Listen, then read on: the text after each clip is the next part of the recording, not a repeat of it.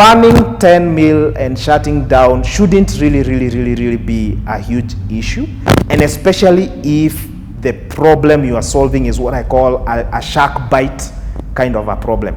A shark bite kind of a problem for me is one that is big enough and painful enough. The only way to tackle is to move really fast.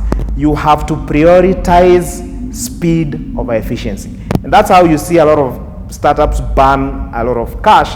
But usually what happens is 1 in 10 will succeed. Today we meet Alex Mwangi, a former legal practitioner who decided to get into tech, starting Fundies up, which secured $500,000 funding from operations in big Kenyan cities like Nairobi, Nakuru, and Mombasa. But before we get into the story, please hit the subscribe button. So the idea about Fundies was first conceived August of 2015. At that time, I was working in a law firm, and I had a couple of friends who were involved around various infrastructural development in the country. One notable was the construction of the Thika Road superhighway. And this friend of mine was supervising a huge section of it. And we started noticing from our conversation that him as a site manager, every other day you wake up, you're on site, 200 people are showing up on site, you perhaps need only 20, and you have to turn away maybe another 180 artisans. And we were trying to wonder, is there no other way where we can be able to know how to pick the right person for the job, instead of having to do all these trial and error? So initially what they would do, they would have the artisans getting onto site, and then the moment they realize somebody is not doing well as they say they're able to do, then you are chased away from the site. So the simple idea was, can we find a sort of a labor subcontracting agency for the larger construction space? And by default, we ended up planning that the exact same artisan who works on the large construction site is the same we're going to call for a simple repairs or maintenance job. So then the idea was born where we said, okay, let's have what we call the Fundies app. So that was how the idea started. Okay. So I have heard you have said, you were in a law firm before. So were you in law before you decided, to get into tech or to get into Fundies? Yeah, so by training, I did legal studies, so I'm supposed to be very much practicing, but I knew I wanted to work around a space where we are solving big problems, finding things that if we solve, we could solve for many more people. And I think within that period, I started realizing I'm so much drawn to finding solutions for youth unemployment. So I think that's what made me move from the legal practice to coming into this tech ecosystem. Okay. How was it moving from law to tech? Which things did you adapt to be able to get into tech? I think the beauty about working in a sort of a legal practice setting is it allows you to really touch on a lot of many other industries. From a perspective of preparing for different cases, you get to interact with lots of many other practices, lots of many other sectors. And obviously, I think that sort of analytical mind, being able to identify facts, being able to look at what are the issues, what are the problems, for me it was very helpful in terms of identifying there was an opportunity, because that was around that space from 2014, 2015 is when the tech ecosystem in Kenya was just speaking. So it was kind of easy to leverage on different network points, different contacts, to be able to figure out how to come into that space. So I think for me, the biggest skill for me in terms of adaptability was just being able to figure out what is the biggest need that needs to be solved. Because big problems always equal big solutions, and big solutions equal success. So for me, just being able to identify what's the issue that needs to be solved. How would life change as we know it by solving that particular issue? So I think for me, that particular legal training really helped in terms of being able to adapt and move into such a new space as tech. Okay. So my other question just about the adaptability. most of the time, like, if someone founds a company about, like, like Fundies, there's the coding side or the programming side or the learning how to code. So how did you go about that?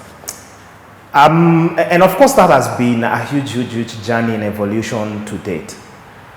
Essentially, whether you are selling water or you are selling charcoal or you're in the tech business, what's really important in terms of factors of production is your understanding of the business side of every trade. So the moment you have all factors of production combined together, you realize the most essential one is that component of entrepreneurship. Being able to combine all these other elements, bring them together. So in terms of figuring out how are we going to build the infrastructure, that has been a journey in evolution. I still don't code. I'm trying every other day to understand code, to understand the whole bit of how that really works. But the most important thing is just understanding what are we solving. So what's the problem? What's the solution? Where is the money? Where is the business model? What kind of revenue model are we going to operate? So essentially it becomes very key.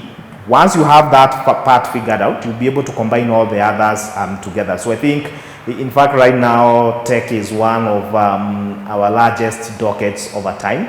I think by close of last year, it was more than half the larger team that we have that is on a full-time basis. So for me, I've not so much still felt as if there was so much a challenge where I need to code myself. Because as long as you understand the basic business fundamentals, then tech is one of them. So you're combining that particular part of capital, you're combining the human talent, and tech just being one of them. So I think for me, what has been really key is now learning how to work with techies, how to work with programmers, how to understand how do they function, how do you make whatever you are building together to thrive very well. So I think that is what I would say from a perspective of adapting to a tech ecosystem. Okay, interesting. So what can you say is the most crucial part of such a company like Fundies, that one thing needs to run for the company, to continue, even though everybody say we will not be reporting to work today? And that's a tough question you've asked right there, because that question, if I interpret it correctly, is almost like, what's the backbone of what we're doing? What's the foundation? Exactly. That if you removed everything else, that idea would still go on by itself. And the way I'll answer that question is, for me, it's outside the business itself. And I'll qualify that answer. For me, it's about the size of the problem that you are solving. A problem worth solving will still be worth solving 5 years after, 10 years after. And we have even had to iterate Fundies a couple of times in the last 5 years. So for me, the biggest thing is take everything else. Is the problem still big enough, still painful enough? Because then it means whether it's Fundies or somebody else, somebody will still be trying to solve that particular problem and combining all those other factors together. So I think the biggest component for me is, what's the size of the problem? What's the emotional connectivity of the problem you are solving? Is this something that keeps people up at night? I think that for me is the key component, the key foundation. Okay. So you guys have been into business 5 years. That is, you guys started back in 2019. That is 2019 May 2nd. So when you guys were starting out, since then, which capital or which support or have you guys gotten funded? How has it been? And that straight falls within my docket as the Chief Executive Officer. I think one of my top job is selling, and that involves selling to customers as well as selling to investors. So we have done, to date, we have done a hybrid of capital combinations. So we have venture capital, we have grant money as well, and we are also working closely with the donor funders. So we are combining in terms of just thinking around what's the right capital for us. So we've been in the last maybe that 5 years, we haven't raised much. We have maybe done about 500K USD by now, but this is the first time that now we are trying to do a proper larger round. Yeah. We are actively currently raising, we are trying to do a seed round of $1 million USD. And this was, of course, last year we scaled out of Nairobi. We are now in Mombasa, Nakuru, Machakos. And this year we are going to Kisumu. So, of course, that capital is to help us keep enlarging what we are doing. And ours is a very capital-intensive business, not from an asset side, but from the necessary components you need to build together to have a really good expert. So think of it this way. As a continent, we don't have an agreement on what makes for a good plumber, what makes for a good carpenter, what makes for a good nanny, what makes for a good cleaner. So we are trying to build that yardstick, that particular gold standard ground up. So you realize we are doing a lot of assessment, we are doing a lot of upskilling, we are doing a lot of certification. And the last component then being able to match these people with incoming jobs. So that's where we are in terms of capital. We've done a combination of different types of capital. Okay. Yeah. So just to get back to funding, so when did you get the funding? Like how many years were you guys into operation before you got the funding, or did you get the funding the first few years? Interestingly, our first investor in Fundies was a local family fund known as Courier Capital. And for us, Courier Capital invested pre-incorporation. So that means we had not incorporated the company by the time Courier Capital invested. And of course, they have grown with us over that 5 years. Yeah. But that was also because before incorporation, I had spent, as a founder, I had spent about 1 year in an acceleration program, moving from concept to idea to a business case. Yeah. So the very first investor we brought in was pre-incorporation.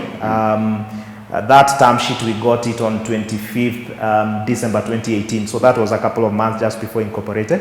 And of course, Courier Capital, alongside other investors that have come in, have grown with us over that period 5 years after. Okay. Yeah. So you have said, like, you are in an acceleration program. So how was it, like, for you? Like, for example, we featured someone, like, before they got funding, they got into hackathon. So in terms of when you say acceleration, like, how was it? Like, maybe can you tell, like, how was that process? So I have a saying that I keep using a lot of time. And I always say that success leaves clues, and so does failure. The simple principle there being that if you want to get or achieve what other people have achieved, you have to model yourself around what they have done. Yeah. When we talk about accelerator programs, and there are many of those right now across the continent, the simple idea is, how do you compress decades into days? Yeah. How do I move what took another person 10 years? I'm able to do it in 1 year. Yeah. So for us, we've done a couple of acceleration programs, local and international, with the whole aim of being able to condense decades into days, meaning how do we shorten the learning curve? Yeah. How do you quickly learn how to scale a business? How do you quickly learn how to hire without making the mistake other people have made? But of course, accelerators are also a really good way to have deeper roots within the ecosystem. Yeah. A lot of our early clients were straight from this particular ecosystem. It prepares you, in fact, for all the elements of investor readiness. This is where you get to properly learn what are investors looking for, what kind of capital is right for me, how do I structure things like, my cap table and all those kinds of things. How do I even prepare for due diligence? So for me, accelerators are really about compressing decades into days. Yeah. And as that name suggests, acceleration is really how do you move from 0 to 100 in the very shortest time possible. Okay. That's what, for me, acceleration is all about. Okay. Yeah. So considering, like, your experience, so there's a question I want to ask about in terms of, like, running the company. That is specifically, like, the amount of money spent, like, in running a company. For example, we see some companies get funded, let's say, like 2M USD. And then after 2 years or even after 1 year, the company has gone bankrupt. So how much is spent running such a company? That is a technology company. And I'll tell you what, especially when it comes to the tech ecosystem, Yeah. that is a concept that is largely misunderstood today. Yeah. There's a whole habit happening in the last 2 years where, people are bashing startups for, you have raised 10 million USD, you're closing. There are guys who have raised as much as 40 million USD and you're closing. And I think for me, a lot of the bashing that is happening is out of not fully understanding how the tech ecosystem should be able to run. Yeah. When you think about how businesses are built in the Silicon Valley, Yeah. there is the whole concept, what we call blitzscaling. And blitzscaling essentially means scaling over efficiency. It means speed over efficiency. Yeah. If you're trying to take on an entire continent, my friend, you're gonna need to burn serious cash. Yeah. But I usually qualify and say that startups are not smaller versions of big companies.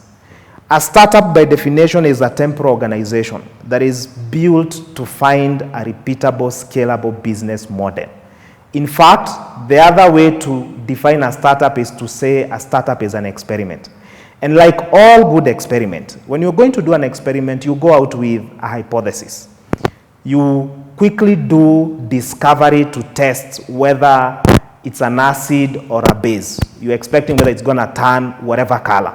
So I think for me, fundamentally, it's being able to quickly test your hypothesis, test your theory before you run out of money. So I'll tell you what, in the graveyard of startups, burning 10 mil and shutting down shouldn't really be a huge issue. And especially if the problem you are solving is what I call a shark bite kind of a problem. A shark bite kind of a problem for me is one that is big enough and painful enough. The only way to tackle this is to move really fast. You have to prioritize speed over efficiency. And that's how you see a lot of startups burn a lot of cash. But usually what happens is 1 in 10 will succeed. And that 1 in 10 makes all the difference. That's where you get your unicorns. So are you guys facing any kind of competition from international companies? In our space, it's a little bit nascent, or what you say, quite early stage from a perspective of the fusion of jobs and technology, because we are riding on what you call job tech. And job tech is very in its very early stages. Yeah. We have had a couple of big external players who came into the Kenyan market. Some, publicly well known that had even raised so much money that ended up, closing out. So our space is growing quite very fast, and this is because, like many other spaces, technology is also touching the job space. So there are a couple of players around in our space. None so big from a perspective of external players coming into this market, but we expect, of course, in the next maybe 2-3 years that will change. And it's for the simple reason, I think, we are where fintech was 10 years ago. I think that's where job tech is right now.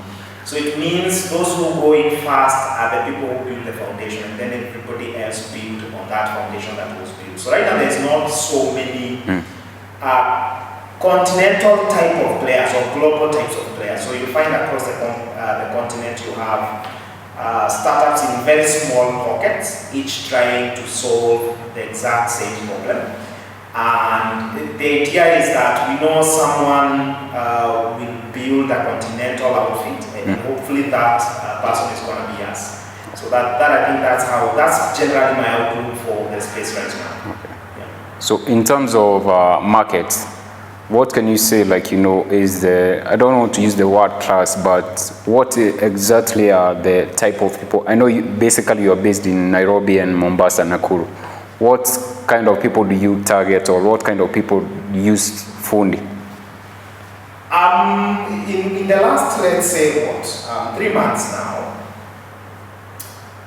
we have completely now, I would say, spinned our business 100%. Like, what Fundies will look like in the next 3 years is not anything like we have had in the last 5 years.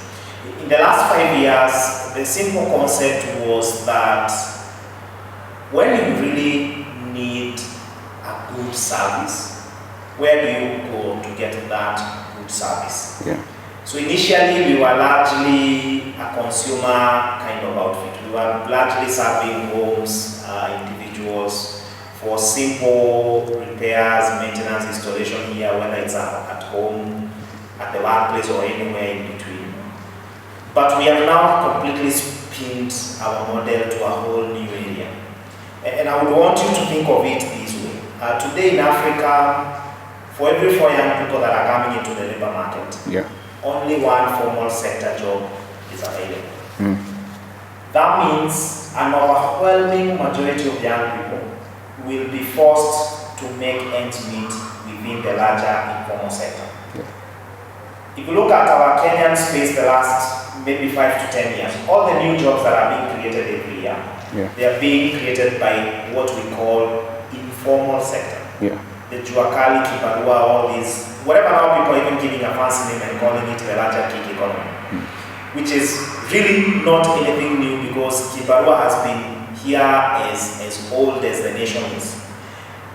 So when we look at that particular trajectory, we have now moved completely to about 90% B2B. So right now we are focused on, think about any job hiring process. And if you are to strip it down to a couple of components, for instance, scoping to do a JD is a core component. Doing a call out is a component. Shortlisting is a component. Interviewing, onboarding is a component. Fundies is now about serving specific industry across those about 10 job, what we call job processes. For instance, their companies will be supporting in doing interviewing only, and that is a service we are charging for. Their companies we're gonna be supporting in terms of just continuous and never-ending training of their workers. But our large focus right now is on the vocational type of skills. So what you're going to see is, right now we are talking about how do we enable construction companies to find and hire workers. And that's not just in Kenya, but continentally and globally. So right now we are getting requests, for instance, we need to take people to Canada, we need to take people to the UAE and all these other places. And we are not just talking about labor as people have known it in the past. We are talking about workers that have been assessed, they have been graded, they have been upskilled, they have been certified. That's what we are working on. So we are now moving more towards that type of, some of the biggest clients right now is, for instance, property managers. Think of someone who is managing maybe 50 properties, 100 properties. Every now and then they need to have really good skill set that maintains those properties. So we are completely moving from B2C to B2B, and I think that's going to be our next 5 years, not just in Kenya but across the continent as well. So in terms of challenges, what can you say are your main challenges that you guys are facing? Of course, and this will sound cliche, number one is capital. I know everybody else out there is crying that we have been in a sort of an investment winter. Investors are not releasing cash as we want. Of course, there is the demands of building a marketplace, the demands of building a platform business model. Because a platform business model prioritizes for you to find users fast before then you move into the key components of monetization. For us, of course, Number one is that whole capital element. So we are still inviting more investors to come on board and redefine the future of how the continent finds and keeps jobs. But then number two is as a job tech player, we are intersecting on a couple of industries. Let me give you a good example. For the last 5 years, although we are a complete job tech player, our focus has been on the construction space, the repairs, maintenance, construction, housing, value chain. That also means sometimes people are wondering, is Fundies a prop tech, is Fundies a con tech, is Fundies a job tech? So you find we have the unique challenge of operating in what I call a regulatory gray area. Meaning, for instance, if you look at how ride-hailing has evolved, where in some jurisdictions, Uber riders and Uber drivers are seen as company employees that are unionizable, that are, should be able to have all the other statutory what we call statutory deductions here. I mean, we are operating in an area where we are figuring out a lot of stuff. So you find one of the things Fundies has done is, I think right now we are partnering with about 3 key national government ministries and a couple of county governments in a bid for us to understand all these regulatory space. For instance, in construction only, you might have about 7 statutory authorities, all of them established by acts of parliament, each one mandated to do something, and those are the things we are trying to move through. So we have to work in a way we are not redefining the wheel, we are building on what is already existing. So I think those two are the key things I would look at in our space, especially as a vocational type job tech company. I think those would be the two I would highlight. What advice, like specifically, can you give to founders who have just started out considering your? So I have a coach I have had in my entire 5 years journey as a founder. Shout out to Michael Flynn, just in case you're gonna be watching this. And the first time we started talking, so he's a retired, what I would call a captain of the industry. So worked for global outfits, IKEA, Coca-Cola, Colgate, all those kinds of outfits you can think about. And he has this saying that repetition is the mother of skill. That the more you do something, the more you become good at it. So we learn to succeed by succeeding. So for any maybe early stage founders, the first thing is to understand that every established guru was once a beginner. Every master was once a beginner. So I think what really counts is there is no product without a process. There is nothing like overnight success. Whatever people call overnight success is what people are working at nearly 10 years every day, every night. So I think the key wisdom here is if you do what other successful people do, you will get the exact same results as they do. And if you don't, you won't. And life just doesn't care. So there is, think of success in anything, whether it's in a career or is in a business. Think of it from recipes, principles, and formulas. If you apply the right combination, the lock will unlock itself. If you apply the right ingredients, the dish will taste just exactly as it tastes when the chief chefs do it. So I think it's about just understanding there is no product without process. We have to put in the work, and the work means showing up and showing up and showing up and showing up again. I think that for me is the key advice. Somebody told me, what's the secret to success? The secret to success is that there is no secret. Every one of us is working day in, day out to get there. So if you see somebody on the top, it's because they started at the bottom. And every one of us must be willing to do it. And I think that really applies for African founders today. If you're trying to do what other people have done, you have to go through the process.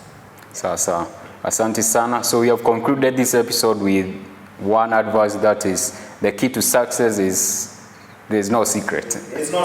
The secret to success is that there is no secret. Every one of us is working really, really, really hard. That's the secret.